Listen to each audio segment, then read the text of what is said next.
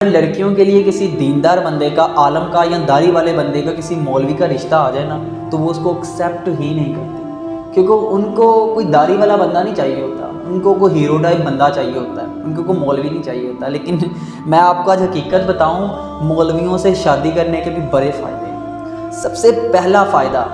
جو عالم دین ہوتا ہے، دین کو سمجھنے والا بندہ، جس کو عام فہم میں ہم مولوی کہتے ہیں نا، اگر وہ واقعی عالم ہے وہ کبھی جہیز کی ڈیمانڈ نہیں کرتا۔